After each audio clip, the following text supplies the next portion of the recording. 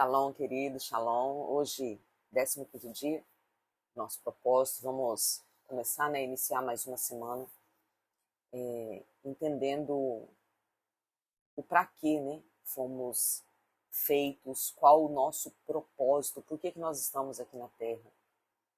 E, queridos, eu creio num Deus onipotente, onisciente e onipresente, mas eu creio que na sabedoria de Deus é como se ele, é o que eu creio, amém?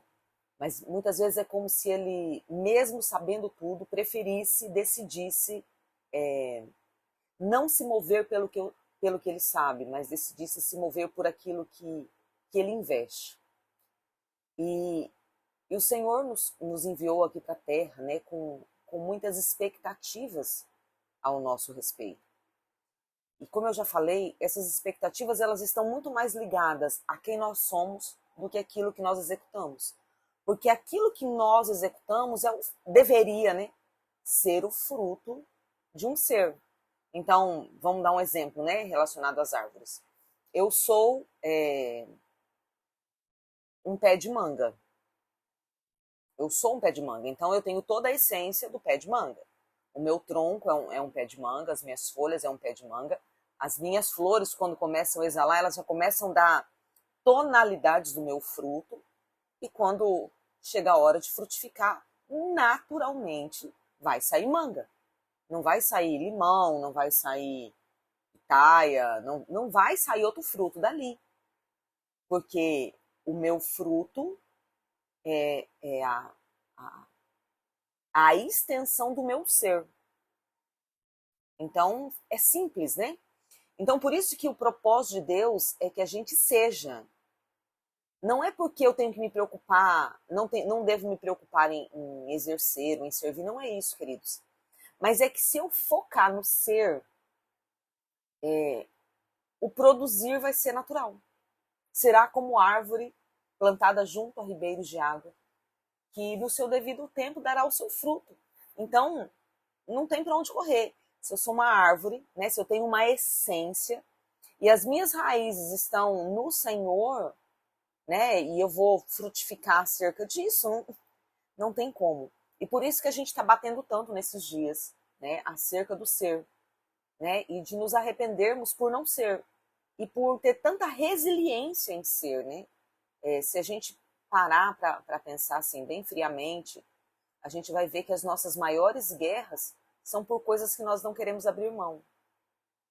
Então eu não quero abrir mão da minha razão, eu não quero abrir mão dos meus sentimentos, eu não quero abrir mão das minhas vontades, eu não quero abrir mão do meu eu. Então daí eu entro em guerras muito profundas, né? E guerras desnecessárias. Porque, lembra, rendição? Então se eu me rendo, eu não tenho resistência.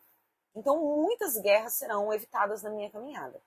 E hoje a gente vai falar de uma das coisas que o Senhor nos chamou, que o Senhor nos projetou para ser, que é amigo de Deus.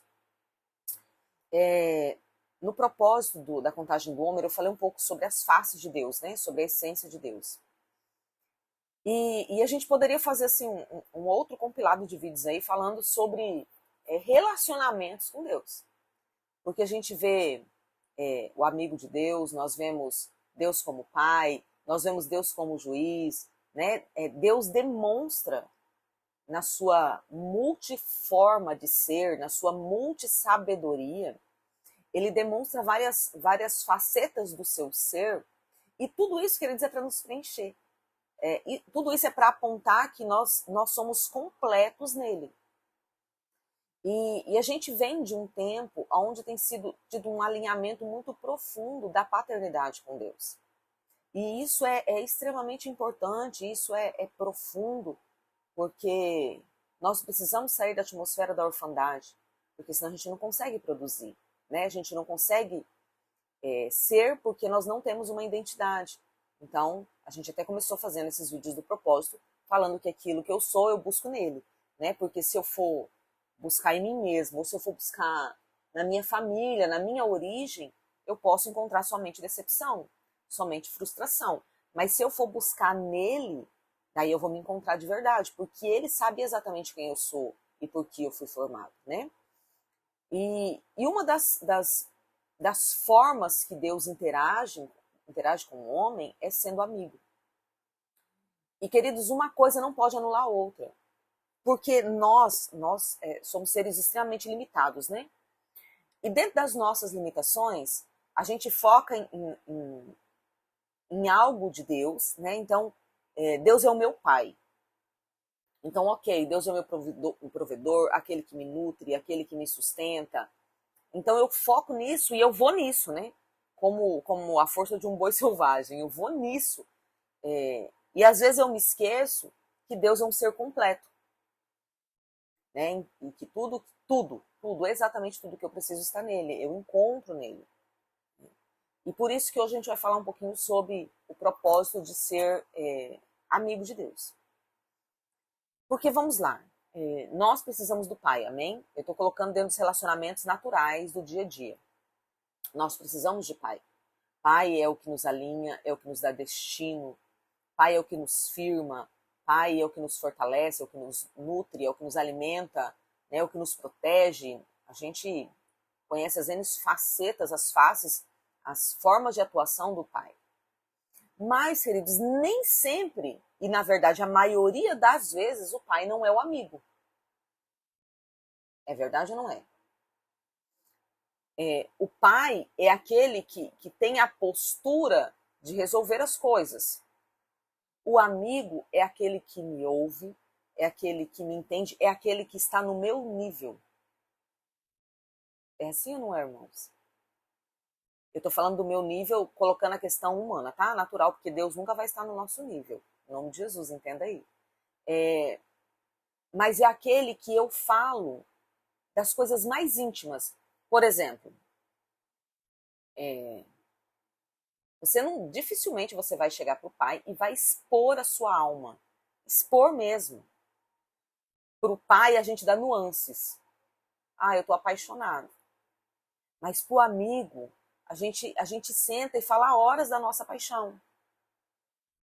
Para o pai, a gente fala, olha, eu estou com desejo disso aqui, disso aqui, disso aqui.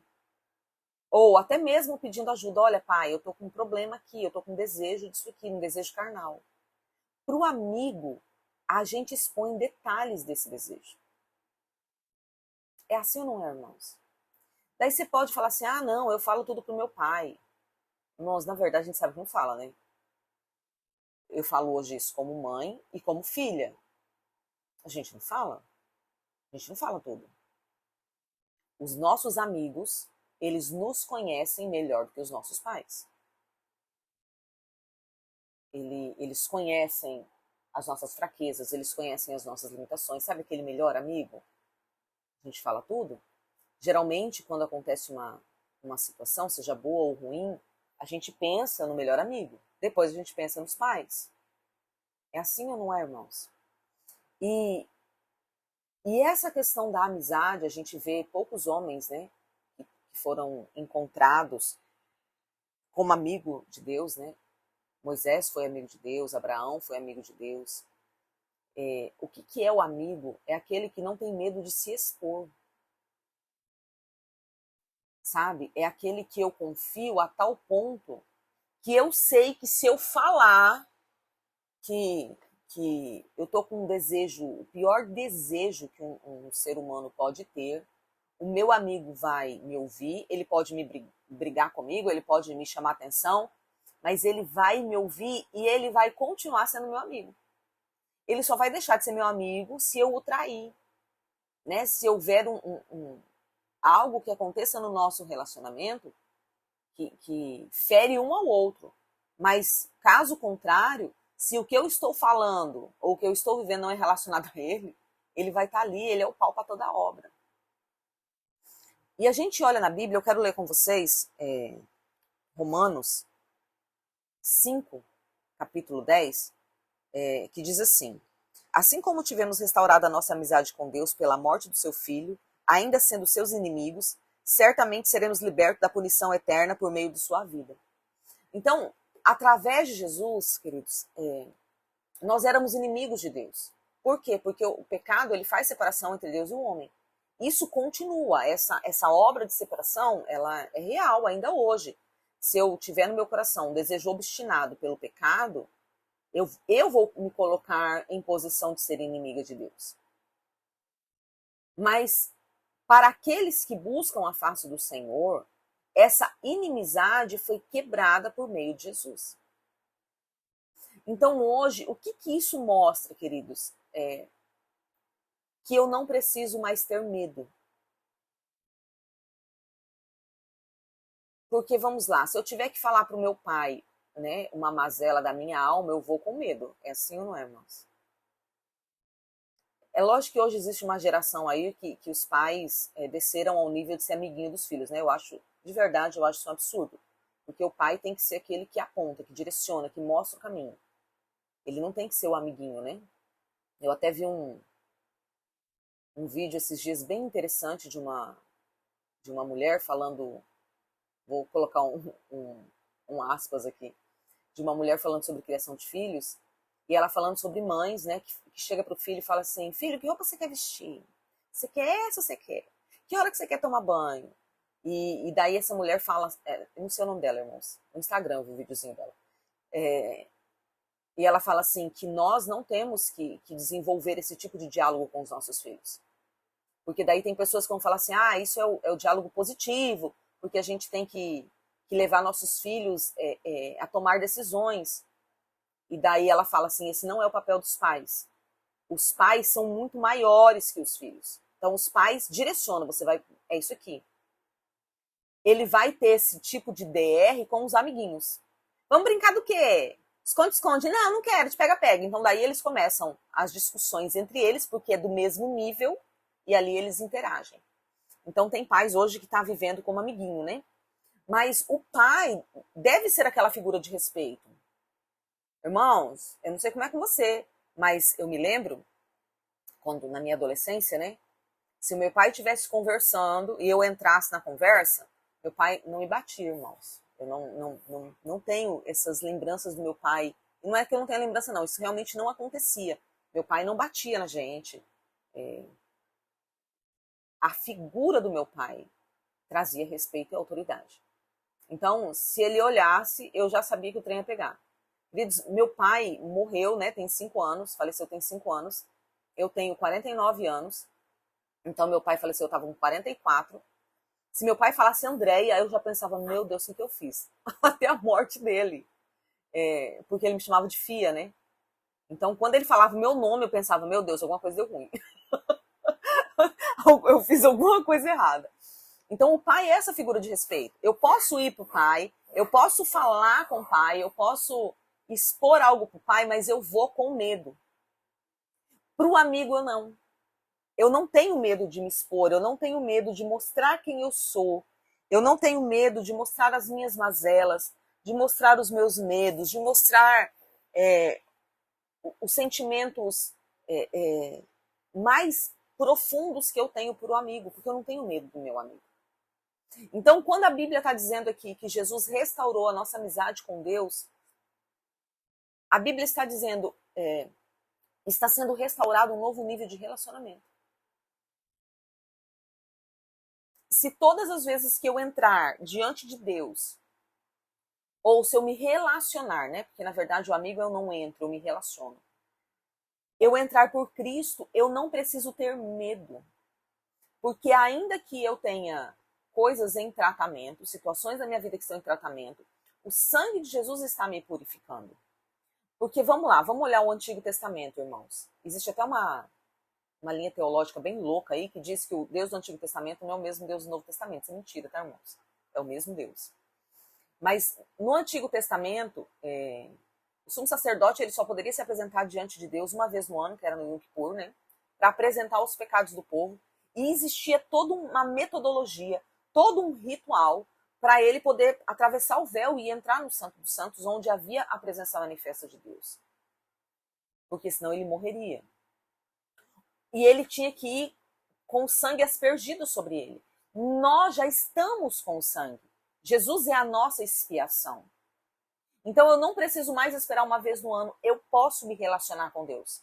Porque todas as vezes, ainda que eu vá para o Senhor, falar de coisas muito profundas da minha alma, falar de coisas que aparentemente ninguém sabe, falar de coisas que denegririam a minha imagem diante de pessoas. Eu estou entrando diante do Senhor lavado pelo sangue, então eu não preciso ter medo.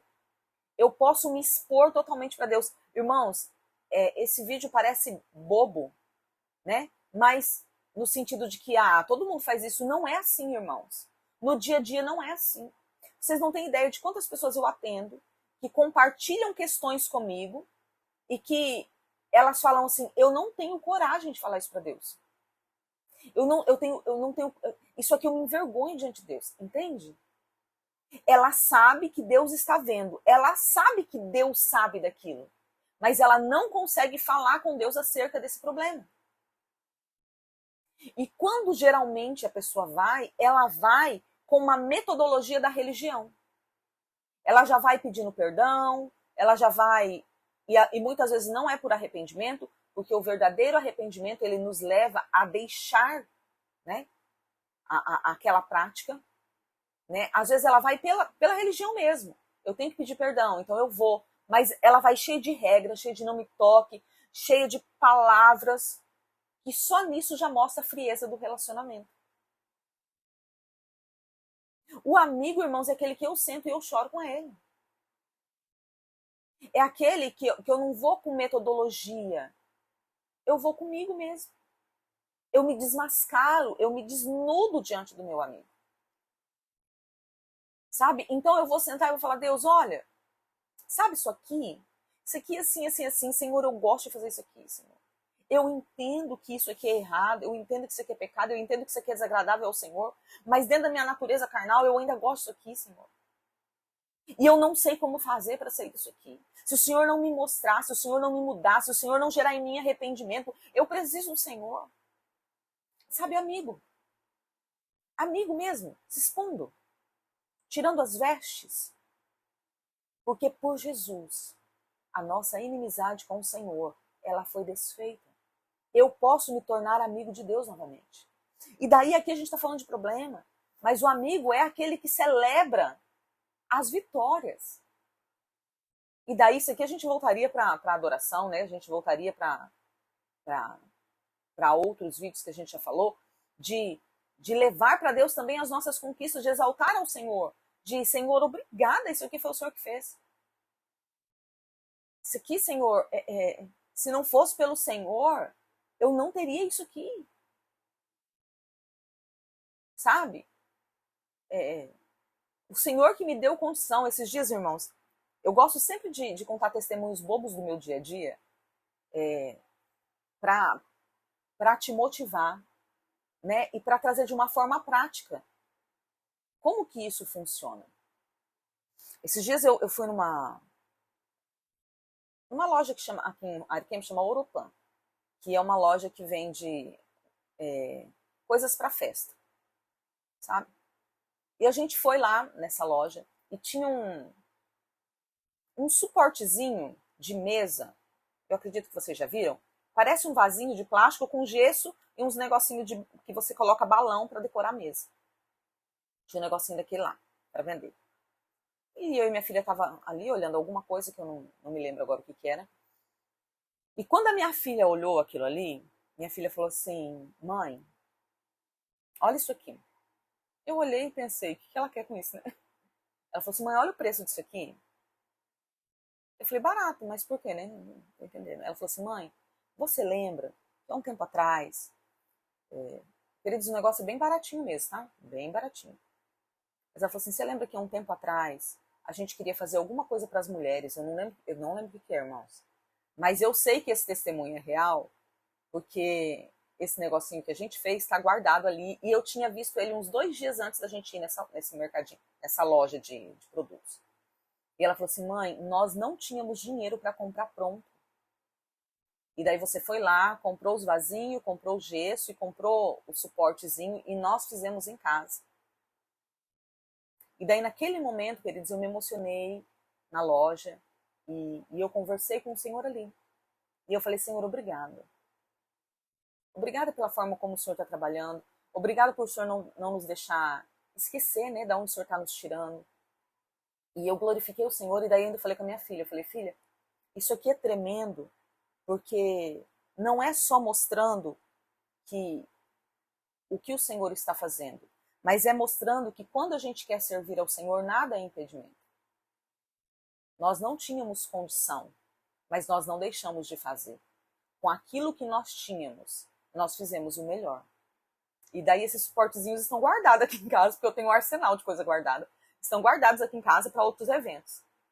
Então, irmãos, é esse relacionamento do Senhor, eu não tenho isso aqui. Olha, Senhor, o amigo, como é que você faz com o amigo, irmãos?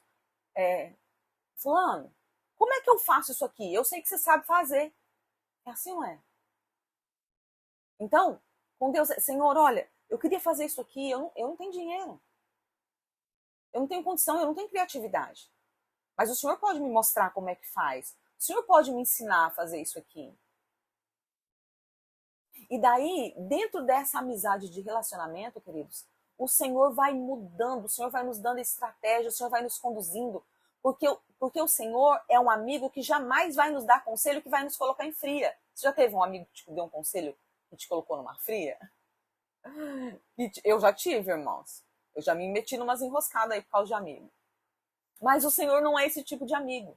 Os conselhos dele sempre vão nos colocar em liberdade. Os conselhos dele sempre vão nos fazer crescer, sempre vão nos fazer avançar, sempre vão nos fazer romper. Os conselhos dele acerca das nossas mazelas sempre serão direções que vão arrancar essas coisas de nós. Os conselhos do Senhor são bons. A amizade do Senhor é boa. Sabe? É sentar e estar junto. E isso é tremendo, irmãos. Então hoje, né? O dia de hoje é nós entendermos que nós temos verdadeiramente um amigo fiel. A gente às vezes fala, expressa, mas no momento a gente não vive. Mas é entendermos que nós temos um amigo fiel, que cuida, que nos ouve, que presta atenção em nós, que nos atende, porque é a essência dele, não porque nós somos uau, mas porque é a essência dele. E ele se responsabiliza por aquilo que ele cria. Então, ele nos criou, amém? Então, ele sempre vai nos conduzir a ele. Se eu estou caminhando dentro disso, ele se responsabiliza por aquilo que ele me direciona, por aquilo que ele me orienta. A palavra do Senhor jamais volta vazia, sem antes cumprir o seu propósito. Ele é um amigo digno de confiança. Então hoje, queridos, o nosso período de oração será: Senhor, me perdoa quando eu busquei nos outros aquilo que eu só posso encontrar no Senhor. Me perdoa por ter visto nos outros uma fonte de amizade verdadeira. E quantas vezes eu fui frustrado? Quantas vezes eu fui traído? Quantas vezes eu fui exposto? Mas a culpa não é das pessoas. Inclusive, Senhor, eu perdoo fulano, eu perdoo Beltrano, eu perdoo. Porque o erro estava em mim, porque eu não busquei no Senhor essa amizade verdadeira. Eu busquei no Senhor a provisão, eu busquei no Senhor a cura, eu busquei no Senhor a salvação, eu busquei no Senhor outras coisas, mas eu não busquei no Senhor ser um amigo verdadeiro. E eu quero alinhar isso hoje. Eu quero caminhar dentro dessa amizade. Porque o Senhor tem depositado sobre mim a confiança. Nós somos os teus mordomos aqui, o Senhor tem confiado em mim. E eu quero confiar no Senhor também, eu quero ter esse relacionamento. Que o Senhor te direcione essa oração. Que seja um tempo de arrependimento, de quebrantamento e o tempo de um novo ciclo de amizade. De uma amizade saudável e que vai nos levar a lugares altos. Que o Senhor te abençoe, que o Senhor te guarde. A gente volta amanhã, né? Amanhã já é 16º dia desse propósito. Estamos já quase caminhando para a metade. Que o Senhor nos sustente e revele tudo aquilo que Ele quer fazer na nossa vida e através da nossa vida, em nome de Jesus. Shalom, shalom, queridos.